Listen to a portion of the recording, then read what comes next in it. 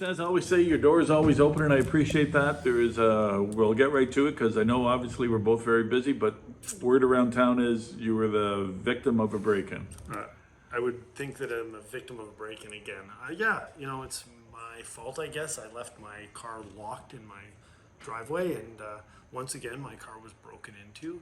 This is, I think, the second or third time this month, or like in April or since April, that this has happened. Unfortunately, because I didn't get home till about 1:32 last night, and I was leaving at 6 in the morning for work, I assumed that I didn't need to bring my belongings in. So, I have to own that myself. And yeah, once again, my car was broken into, so I filled out a police report, and we'll get that on the record. And I don't know whether you know, but I mean, do you know what was taken, and is there any clues? Oh, there's lots of clues, Pete, and I don't want to get involved in a police investigation that's ongoing, but yeah, no, I mean, I hate to admit it, but my Frisbee disc golf bag was taken. For those that don't know what that is, it's a sport called Frisbee golf I play, and I had a collection of probably 25 or 30 discs, each worth about $30 that was taken. My work laptop was stolen, my wallet, and my phone. Again, my mistake for leaving it in a car in this community, fair enough. And but no, the problem is that I found my laptop at the warming room at 310 Division. That's wild. Talk a little bit about that. Like how? It's real simple, Pete. At the end of county, because I didn't have a chance to fill out the police report, because right from work, then I went up to a county meeting. From the county meeting, I just had the idea. I'm like, I wonder if my stuff is at the warming room. And so yeah, I drove to the warming room. I went in the door. I saw my bag sitting on a desk inside the warming room, and I asked staff, how did my belongings get here? And I asked for the video, and they said, well, I wouldn't be able to get that video because it would have to be a police. So I took my laptop from the warming room, and I drove to the police station, and I filed a police report. This is unfortunate, Pete. I don't hold the staff at Transition House accountable. They can't be held accountable for the criminal activity of the residents who stay there. And so I want to make sure that I say that because, these individuals who work for Transition House are trying to do the best job they can in a job they have they're being tasked with a job that is a difficult one. So I'm not here to besmirch the reputation of the director, Ike Newby, or of the staff. They are exceptionally dedicated individuals. The problem we have here is that we don't have a solution for the criminal activity going on in our community. Our police, who do a fantastic job, are being hamstrung by federal mandates in the legal system, of which I'm not a professional, but I have the utmost faith in the CPS. This is something that is not Cobourg central. Police services across this province are not able to do the job that the community needs them to do because of the way people are being released, because of the lack of punishment for committing crimes. And so I'm not sitting here being angry at the police. I think they do a great job, and I have a lot of empathy for our police, because it must be really frustrating for them. It must be really debilitating to commit yourself to a profession, to protect and to serve, and then to be prevented from doing that from the community that you're tasked to protect and serve. And so I want to make sure the community knows Cobourg Police Service is not to be blamed for the situation going on. The staff at Transition House are not to be blamed for the fact that criminals are stealing belongings and then hiding them at 310.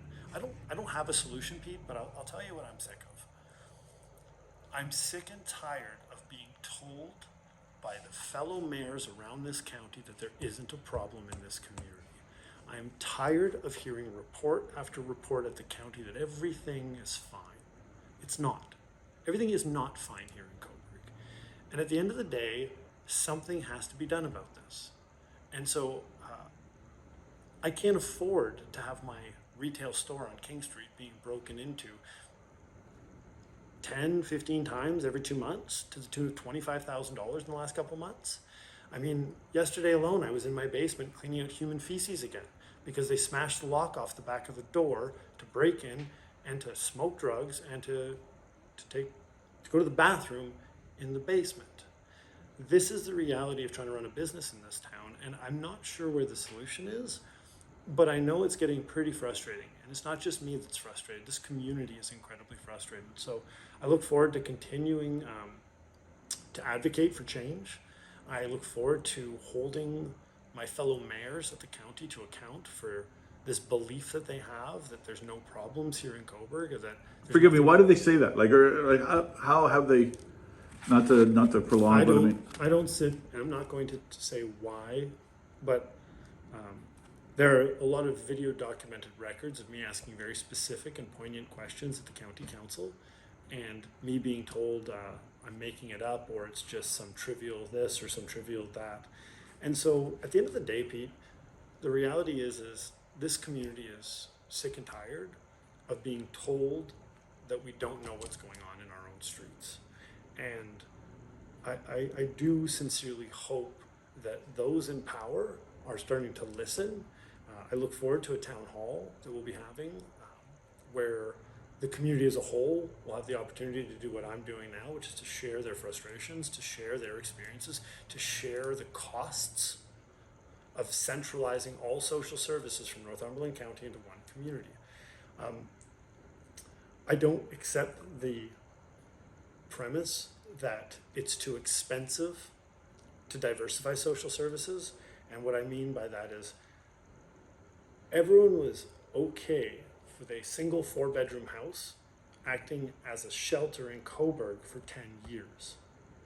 Why is it not acceptable for Brighton, for Port Hope, and for Trent Hills to have a 4-bedroom house so that vulnerable individuals in their community can receive the treatment and the shelter and the care they deserve within their own communities? If it was okay in Cobourg for 10 years, why is it no longer okay in everywhere else? And I'm not saying that we should be closing 310, because that's not what I'm saying.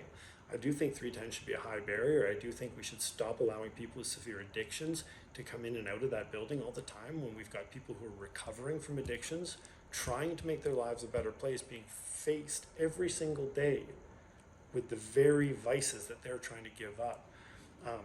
And yeah, I look forward to continuing to move forward in a positive direction. did you get everything back? No, Pete, I didn't. I got my work laptop back. We've already done an analysis. Someone tried to turn it on, I guess, around 5 or 6 in the morning, and they must have seen Mayor Cleveland's laptop and ditched it at the warming room. But no, I'm still missing all of my phone, my wallet, and all of my Frisbees. It's frustrating. It's frustrating, and it's an invasion, really. Like, it's an invasion. I don't know how you call it, an invasion of privacy. Evasion. At this point, I'm numb to it, right? What if my vehicle's been damaged 5 times in the last 2.5 years since I've been mayor, to the point where I'm not even getting it fixed anymore because there's no point. I'll wait till my lease turns up, then I'll get it repaired to return the vehicle to the lease. I can't afford any more insurance premium increases. I'm now listing my business for sale. Because I'm hoping that the market can continue on separate from me. Maybe if I'm not the one who owns the market, they'll stop targeting it, and that market can continue on in this community. Because the reality is that market helps out not only the people in our community that have money, but also we do a lot of good work for the most vulnerable members in our community. But that's not a political discussion. What happens in my personal life to help out the individuals is between me and those individuals. But the market does a lot of good in this community. And so my hope, by selling the thing that I've invested my life savings and my time and my family's dedication to, is that we can hopefully have the market continue on. Maybe if I'm not associated with it, the break-ins will stop. Maybe if I'm not associated, the individuals who are facing difficulties in their life will stop coming into the store, threatening my staff, and doing drugs in my bathroom. Perhaps if the mayor of Cobourg isn't associated with the market can continue on doing the great work it does. Because the reality is I'm not going to give in and quit, which is what a lot of people want me to do. You see, I think what's happening is they're trying to make my life a certain way so that I will resign. But the truth is all this is doing is building resilience and commitment that we need to continue on the path to make changes for our community. I can't leave my truck alone in a parking lot for 4 hours without people smashing windows and stealing my stuff, and I'm the mayor of this town. So I can't imagine what the citizens of this community are experiencing every single day. And for that, I want everyone to know I will continue doing what is necessary to ensure the safety and security of all residents of this community. Thank you. That's all I have to say today.